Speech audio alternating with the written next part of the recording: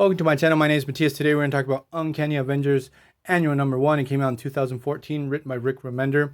And the first time I read the story back then, I thought it was okay. Nothing to write home about. We have the Avengers dealing with Mojo. There's no Mojo stories that I think that are too compelling, at least for me.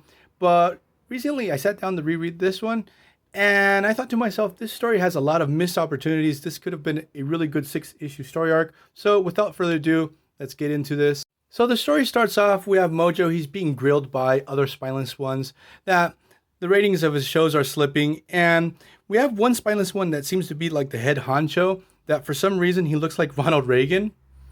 So basically they tell him, stop dicking around with the X-Men, try to bring us new ideas. And Mojo pitches the concept of his newest show, the Supernatural Avengers. And the lineup is pretty cool. So you have the Monster from the Blue Lagoon, Doctor Strange, Ghost Rider, Man-Thing, Blade, and Satana. So that's a pretty cool lineup.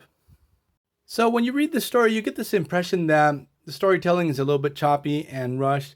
You get this impression in general that you feel like Remender was gunning for a longer story arc with this, but he was ending his time on the series and he just wanted to put out the story.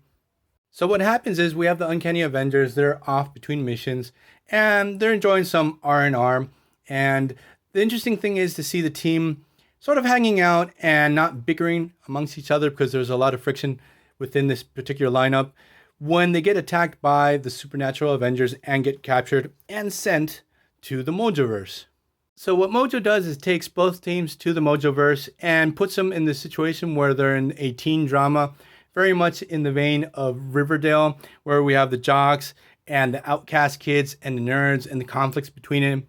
And it's very cringy, but it's very well done in general. Again, I feel like they could have dedicated a whole issue to this.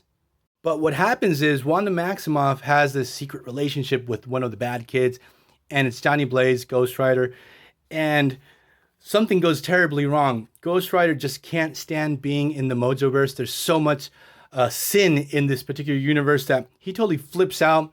He escapes the control of Mojo and starts destroying the Mojoverse. It's really awesome.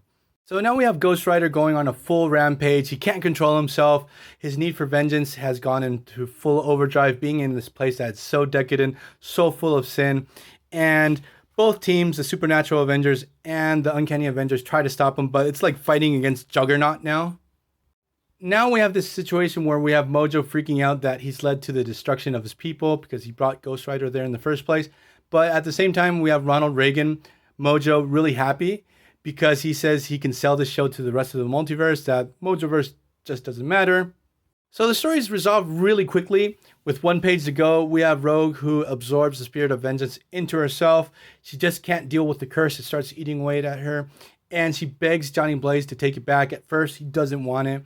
He ends up doing the right thing.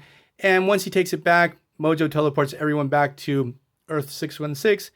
And everyone's happy and merry, and that's how the story ends. And so again, you get this impression that this would have been a really good story within 6 issues, possibly 5 issues. It would have been super cool to see Ghost Rider just destroy the Mojoverse and the ramifications from that, but that doesn't happen. So I'm gonna leave this video here. Hope you guys liked it. See you guys next time. Bye.